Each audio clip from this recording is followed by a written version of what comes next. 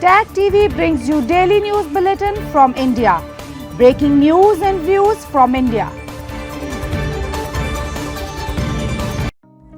You're watching South Asia Newsline, and here are the top stories we are tracking for you on Thursday, the 21st of November. Rahul Gandhi to raise Adani indictment in Parliament. Group denies allegations. Imran Khan gets bail in Tosha Khana case, likely to remain in jail. And Sri Lanka expects IMF staff level agreement soon to release further bailout funds.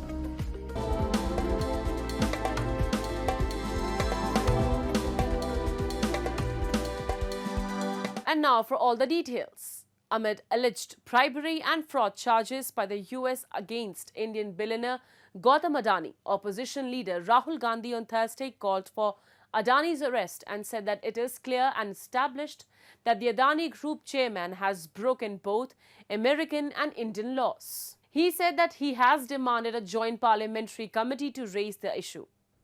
This comes as US prosecutors in New York indicted Adani, his nephew Sagar Adani, and 6 others on Wednesday for allegedly offering $265 million in bribes to Indian government officials for securing lucrative solar energy supply contracts with state electricity distribution companies. Addressing a press conference, Rahul Gandhi said Adani is being indicted in the United States and he wonders why Adani is still running around a free man in this country. Gandhi alleged that Prime Minister Modi is protecting Adani and is involved in corruption with him. हम इस मुद्दे को उठा रहे हैं. मेरी जिम्मेदारी है एज एलओपी इस मुद्दे को उठाना. प्रधानमंत्री जी 100% इस व्यक्ति की प्रोटेक्शन कर रहे हैं और इस व्यक्ति ने हिंदुस्तान के एसेट्स लिए हैं, भ्रष्टाचार करके एसेट्स लिए हैं. ये व्यक्ति बीजेपी को पूरा समर्थन करते हैं, पूरा सपोर्ट देते हैं. ये एस्टैब्लिश चीजें हैं. हम दोहराते जाएंगे. जेपीसी की मांग हमारी है, बट हम चाहते हैं कि अदानी जी को एकदम अरेस्ट किया जाए, क्योंकि बीजेपी की पूरी फंडिंग, पूरा फंडिंग स्ट्रक्चर इस व्यक्ति के हाथ में है. इसीलिए प्रधानमंत्री चाहें भी कुछ नहीं कर सकते. एक प्रकार से अदानी जी ने हिंदुस्तान को हाईजैक कर लिया है. हिंदुस्तान अदानी जी के ग्रिप में है. Meanwhile, the Adani Group has strongly refuted bribery allegations made by the US Department of Justice and the US Securities and Exchange Commission against directors of the Adani Green as baseless. The spokesperson of the group in a statement said that, as stated by the US Department of Justice itself, the charges in the indictment are allegations and the defendants are presumed innocent unless and until proven guilty. Last week, Adani said in a social media post that he planned to invest $10 billion in US energy security and infrastructure projects and create a potential 15,000 jobs. Shares and bonds of Adani firms have tumbled, and Adani Green Energy also cancelled a $600 million bond sale. New Delhi on Wednesday rejected a media report suggesting that Indian Prime Minister Narendra Modi was aware of a plot to kill Hardeep Singh Nijjar, a Khalistani terrorist designated by India. The Canadian media outlet Globe and Mail, citing Canadian government sources, alleged that it was unlikely PM Modi was unaware of the targeted killing. The report also claimed that External Affairs Minister S. Jaishankar and National Security Advisor Ajit Doval were informed about the plan. Responding to the report, India's Foreign Ministry spokesperson Randhir Jaiswal dismissed the allegations as baseless, calling them ludicrous statements made by a purported Canadian government source. He stated that such claims should be treated with the contempt they deserve and argued that these smear campaigns further harm already strained relations between New Delhi and Ottawa. India-Canada relations, which have been lukewarm for the past year, worsened in October when Canadian authorities accused Indian diplomats of being persons of interest in Nijjar's killing and alleged that Indian Home Minister Amit Shah was also aware of the incident. Weeks after New Delhi and Beijing signed a border disengagement agreement, India's Defence Minister Rajnath Singh met his Chinese counterpart Admiral Dong Jun on the sidelines of the ASEAN Defence Ministers meeting in Laos. During the meeting, Singh highlighted that amicable relations between India and China would have positive implications for global peace and prosperity. He urged both countries to reflect on the lessons learned from the unfortunate border clashes of 2020 and take measures to prevent their recurrence while safeguarding peace and tranquility in the India-China border areas. Singh further emphasized the need for greater trust and confidence building between the two sides through de-escalation. Earlier last month, Indian and Chinese forces completed the disengagement exercise in Demchok and Debsang. This followed an agreement reached on October 21st after a series of negotiations to resolve the prolonged border standoff. A high court in Pakistan on Wednesday granted bail to incarcerated former Prime Minister Imran Khan in the second Toshakhana case.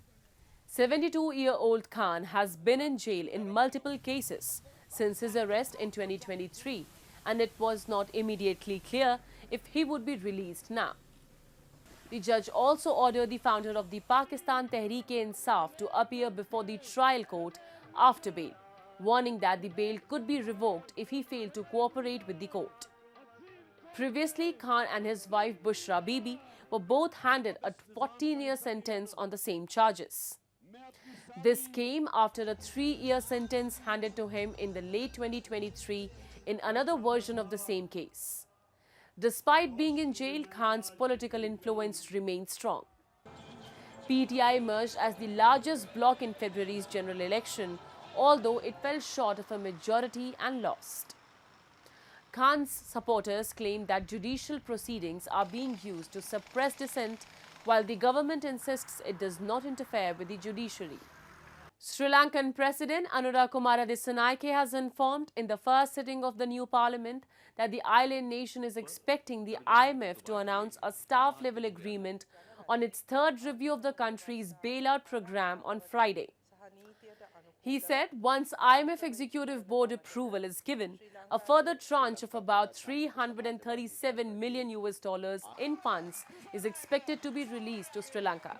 A delegation from the IMF is in Colombo for the third review of its $2.9 billion program and will hold a press briefing on Saturday.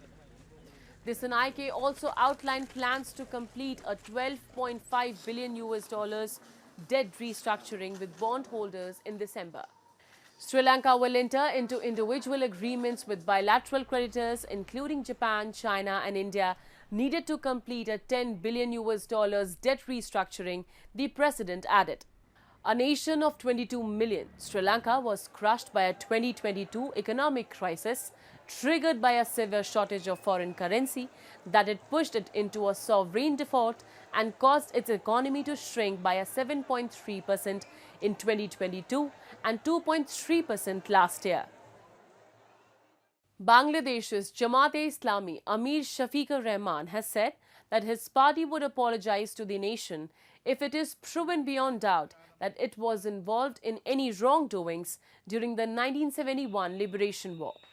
Rahman, speaking during an event, called on the government to recognize those killed in the uprising as national heroes, stressing that people from all sectors of society had participated in the movement. Highlighting the role of expatriates, he said they are providing significant support to Bangladesh through remittances.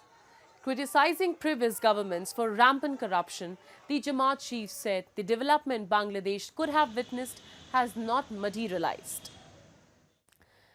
Nepali President Ramchandra Paudel on Thursday conferred the honorary rank of General of the Nepali Army on General Upendra Dwivedi, Chief of the Indian Army, during an investiture ceremony in Kathmandu. This tradition highlights the close military ties shared by the two neighbors and dates back over 7 decades. Since 1950, when Commander-in-Chief General K.M. Cariappa became the first Indian Army chief to receive the honorary title, both armies have continued this practice as a mark of mutual respect. Earlier in the day, General Dwivedi paid tribute to martyrs at the Army Pavilion and received a guard of honor at the Army headquarters. He also met his Nepali counterpart General Ashok Raj Sikdel to discuss areas of mutual cooperation. That's all in tonight's edition. We will see you same time tomorrow. Good night.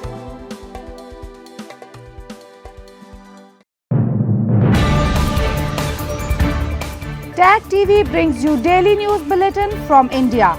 Breaking news and views from India.